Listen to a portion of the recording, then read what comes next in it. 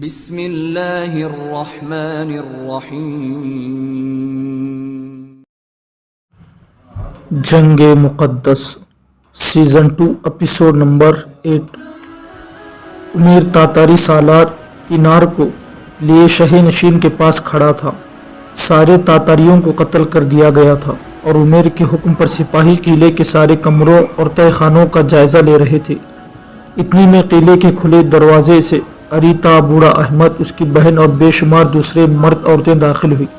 ایک طرف سے ابو نواس، وازن اور ہشام آئے اور آ کر عمیر کے پاس کھڑے ہو گئے۔ جابر کمروں اور تہہ خانوں کی تلاشی لینے والے اپنے سپاہیوں کے کام کی نگرانی کر رہا تھا۔ اریتا، احمد، اس کی بہن اور دوسرے سب لوگ بھی عمیر کے قریب آ کر رک گئے تھے۔ اریتا عمیر کو بڑی پریشانی سے دیکھ رہی تھی کیونکہ اس کی ذرہ اور کپڑے خون سے تر تھے۔ وازن کو مخاطب کرتے ہوئے تاتاری سالار تینار کی طرف اشارہ کر کے عمیر نے پوچھا، وازن، اس کا بھائی کہیں ملا؟ وازن نے ندامت سے گردن جھکا لی۔ میں، ابو نواس اور ہشام نے بہت تلاش کیا میرے آقا، اس کی نہیں لاش ملی اور نہ ہی اسے کسی نے زندہ دیکھا۔ جن تاتاریوں کو انعام کا لالچ دے کر اسے ڈھونڈنے کے لیے مامور کیا تھا وہ بھی ناکام رہے۔ میرے آقا، مجھے افسوس ہے میں آپ کا سونپا ہوا کام آپ کی خواہش کے مطابق انجام نہ دے سکا۔ عمیر کچھ کہنے والا تھا کہ شیبان ایک طرف سے بھاگتا ہوا آیا اور پھولی ہوئی سانسوں میں عمیر سے کہا، سیدی، میں آپ کے حکم کے مطابق اپنے سارے زخمی سپاہیوں کی مرہم پٹی مکمل کر چکا ہوں۔ اب آپ سے میری التجا ہے، مجھے اپنا زخم دیکھنے دیجیے، انکار کر کے مجھے مایوس نہ کیجیے گا۔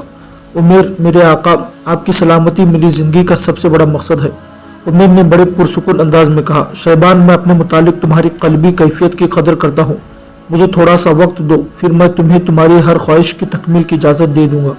پچھلی رات احمد کی بوڑھی بہن کے سامنے اور صدابین کی ملبے پر کھڑے ہو کر دل ہی دل میں نے اپنے رب سے ایک وعدہ کیا تھا کہ وہ تاتاریوں کے اس سالار کو جس نے اس خاتون پر ظلم کیا تھا اپنے ہاتھوں سے قتل کروں گا۔ میں نے اپنے رب سے یہ بھی وعدہ کیا تھا کہ تاتاری پر ظلم کیا تھا کہ تاتاری سالار اگر زمین کی تہ میں نہیں اتر گیا تو میں اسے ضرور ڈھونڈ لوں گا، مجھے اپنی قسم پوری کر لینے دو۔ اس کے بعد عمیر کہتے کہتے رک گیا تھا۔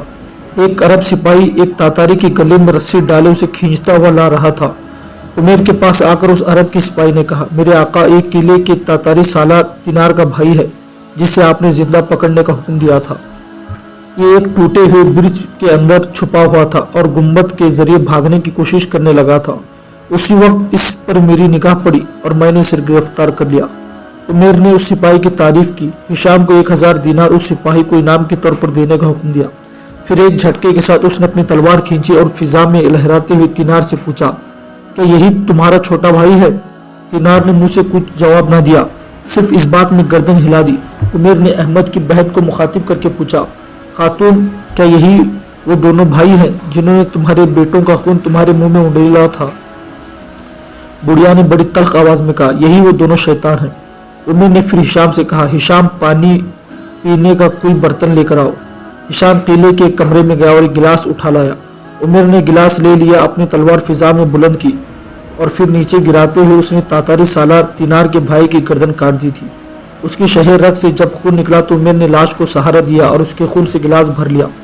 لاش کو اس نے زمین پر پھینک دیا اور خون سے بھرا ہوا گلاس تینار کی طرف بڑھاتے ہوئے کہا، اسے پی جاؤ، یہ ایک بوڑھی عورت کے آنسوؤں کا حساب ہے۔ تینار نے سسکارتے ہوئے کہا، یہ میرے بھائی کا خون ہے اور میں اپنے بھائی کا خون کیسے پی سکتا ہوں؟ عمیر نے غصے میں آگ بگولا ہوتے ہوئے کہا، کیا تم نے اس بوڑھی عورت کو اس کے بیٹوں کا خون پینے کو نہ کہا تھا؟ تینار خاموش رہا۔ عمیر نے اس کا منہ پر ایک زوردار تماچا دے مارا، اسے پی جاؤ بھیڑیے، ورنہ یہ خون تمہارے منہ میں اس طرح اڈیلوں گا جس طرح تم نے اس بڑھیا کے منہ میں اس کے بیٹوں کا خون اڈیلا تھا۔ عمیر نے اپنے ہاتھوں سے اس کے پیٹ میں سخت ضرب لگائی اور لڑکھڑا کر زمین پر گر گیا۔ عمیر اس کی چھاتی پر اپنا مضبوط اور سخت گھٹنا رکھ کر بیٹھ گیا، اپنے بائیں ہاتھ سے تینار کا منہ کھولا اور دائیں ہاتھ سے خون سے بھرا ہوا گلاس تینار کے منہ میں اڈیلتے ہوئے کہا، بے رحم بھیڑیے، یہ ان مظالم کا صلہ ہے جو تم نے اس بوڑھی خاتون پر کی۔ گلاس جب خالی ہو گیا تو عمیر نے اپنی تلوار سنبھال لی اور زمین پر بے بسی کی حالت میں لیٹتے ہوئے تینار کی گردن کاٹ دی۔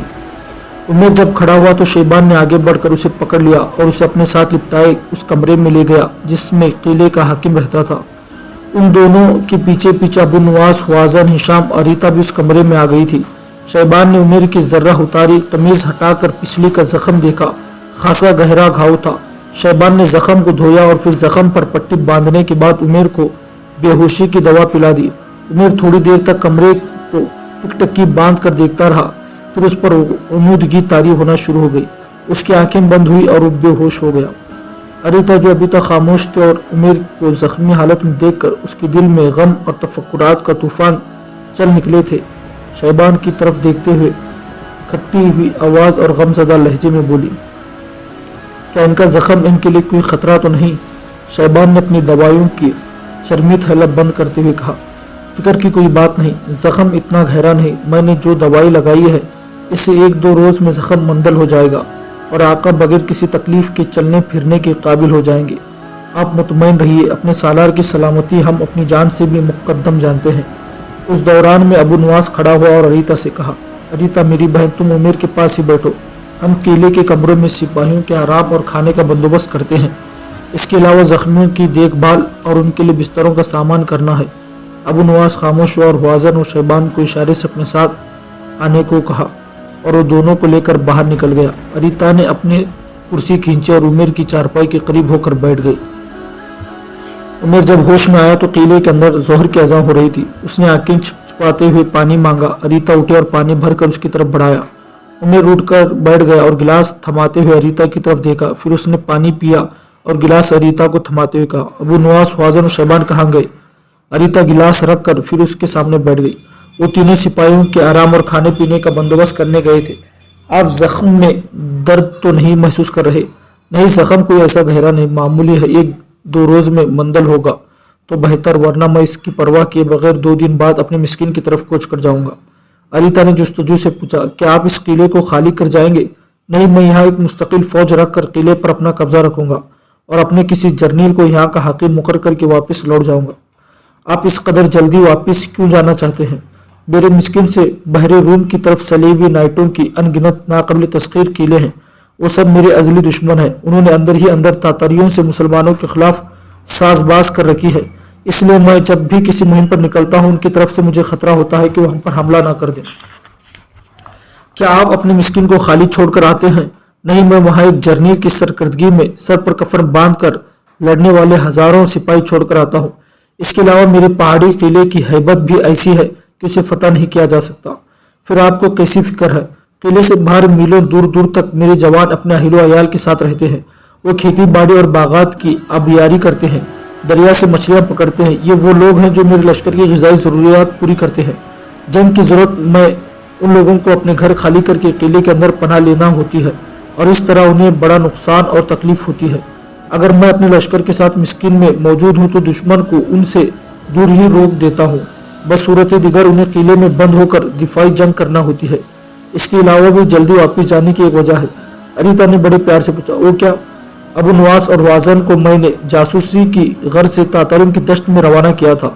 उन्होंने वहाँ 2 मुसलमान बहनों से शादी कर ली है। अब उनकी बीवियाँ बड़ी बेताबी से मिस्किन में उन दोनों का इंतजार कर रही है और मैं उन्हें चाहता हूँ कि ये ज्यादा देर यहाँ रुके। अगर मैं उन दोनों को वापस जाने को कहूँ तो मुझे यहाँ छोड़कर कभी ना जाएंगे, लिहाजा मुझे खुद ही जल्दी लौटना होगा। अरीता खामोशी से उसकी तरफ देखती रही। उमेर भी चंद लम्हों तक खामोश रहने के बाद बोला और अरीता से पूछा, तुम अब कहाँ रहना चाहोगी? अपने मामू के पास या सदाबीन में रहना पसंद करोगी? क्योंकि मैं यहाँ से रुखसत होते वक्त उस जर्नील को जो इस किले का हाकिम मुकर्रर होगा ताकीद कर जाऊंगा कि वो अपने सिपाहियों की मदद से सदाबीन और तातारियों के हाथों किले के गिर्द सारे मुसलमान बस्तियों को पहले की तरह असर नौ तामीर करे और तबाहाल लोगों को वहां आबाद करे।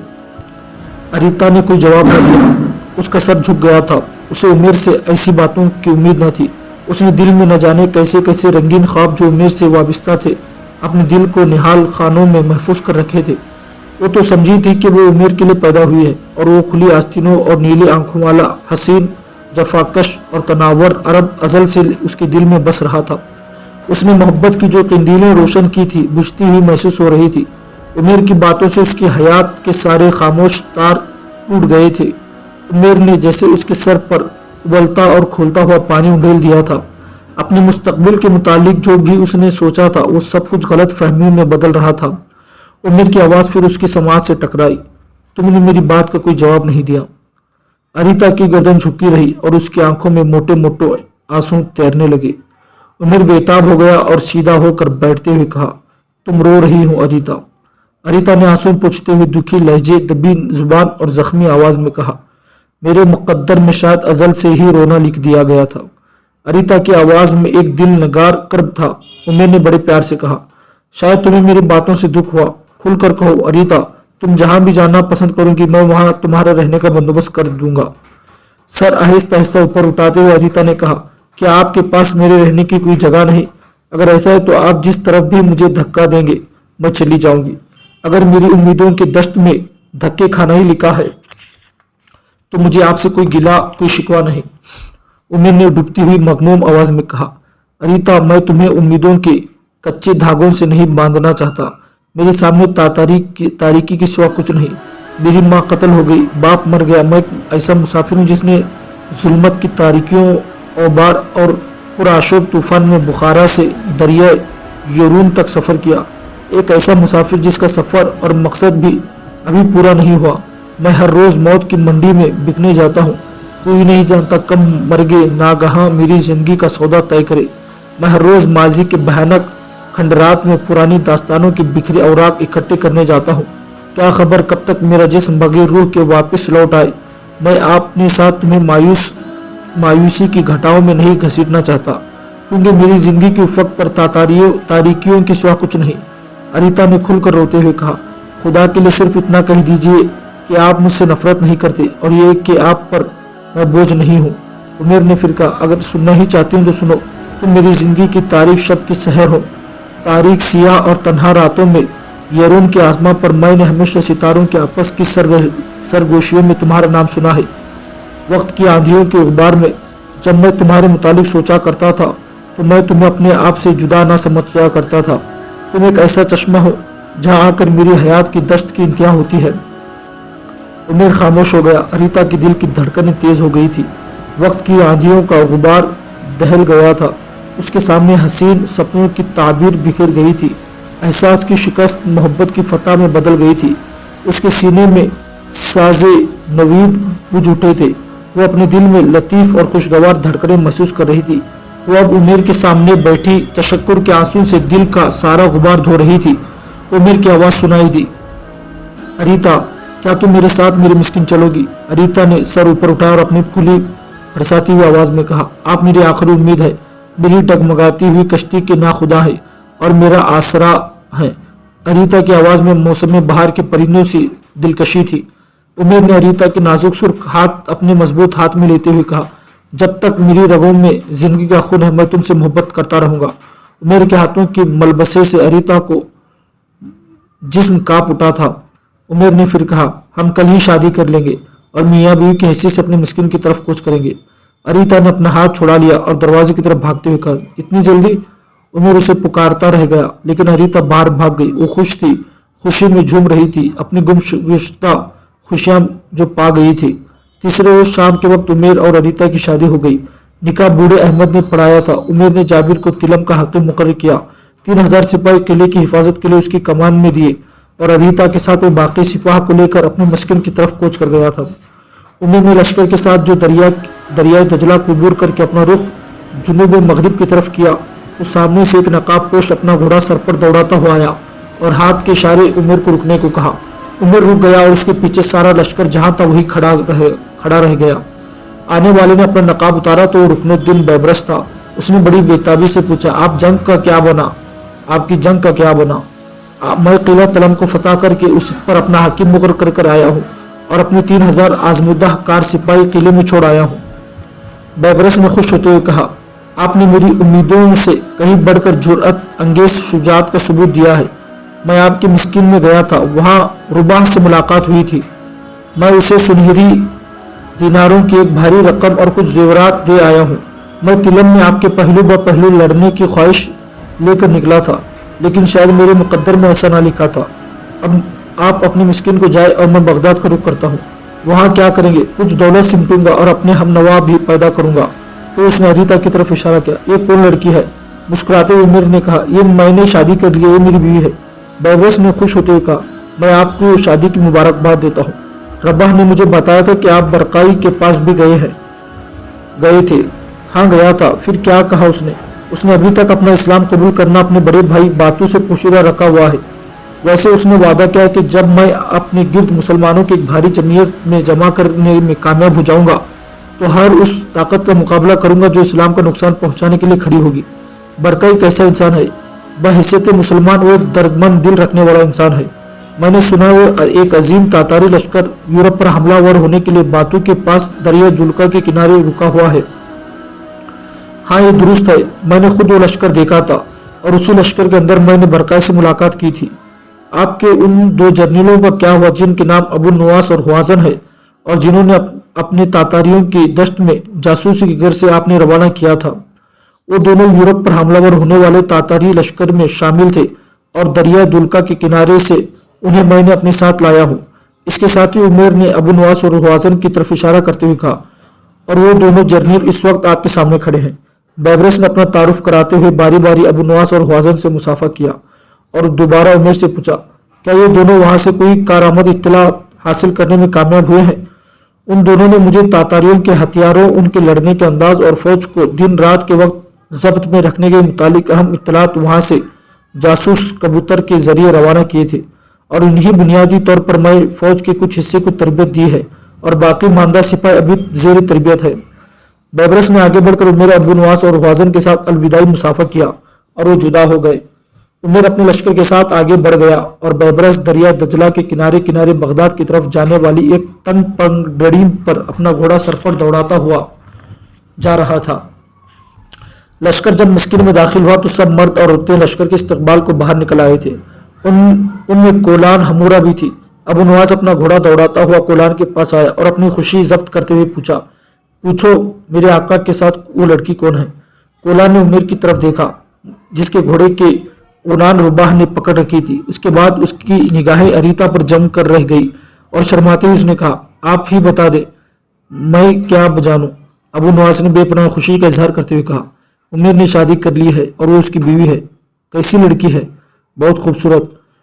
तो फिर दोनों बहनें आगे बढ़ो और उसे सहारा देकर यहाँ लाओ। ये इमारत जिसमें उमेर, मैं और हुआजन तीनों रहते हैं, इसी में अब तुम तीनों भी हमारे साथ रहोगी। तीनों सगी बहनों की तरह रहना और खाना भी इकट्ठा पका करेंगे। कोलान और हमूरा दोनों मुस्कुरा रही थी। दोनों आगे बढ़ी, सहारा देकर अरीता को घोड़े से उतारा और उसे साथ लिपटाए हुए दोनों उमेर के कमरे में ले गई। उमेर ने अपने पास खड़े रुबाह से कहा, रुबाह तुम कब तक तिलम रवाना हो सकते हो? रुबाह ने उमेर के घोड़े की गर्दन पर हाथ रखते हुए कहा, जब भी आप हुक्म दे कहिए तो अभी रवाना हो जाओ। नहीं आज नहीं, कल ही सुबह तिलम रवाना हो जाओ। वहां तुम्हारा हैसियत नायब सालार की होगी। रुबाह ने सर झुकाते हुए कहा, मैं कल ही रवाना हो जाऊंगा। क्या मैं उम्मीद रखूं तुम जाबिर के साथ पूरा ताउन करोगे? रुबाह ने बड़ी इरादतमंदी से कहा, मेरे आका आपने ये कैसे सोचा कि रुबाह आपके अहकामात से रवा गर्दानी करेगा? जाबिर मेरा बड़ा भाई है और उसकी हर बात मेरे लिए एक हुक्म में होगी। मैं किसी भी जगह, किसी भी महाज और मैदान जंग में आपको मायूस नहीं करूंगा। उमर मुस्कुरा रहा था। मैं जानता था तुम यही कहोगे। उमर घोड़े से उतरा। 3 सिपाही भागते हुए आगे बढ़े और उमर, अबू नवास और हुआजन की घोड़ों की बालें संभालने लगे और घोड़े को एक तरफ ले जाकर चारा डाल दिया। उमर, अबू नवास और हुआजन उस इमारत की तरफ बढ़ने लगे जिसमें वो रहते थे।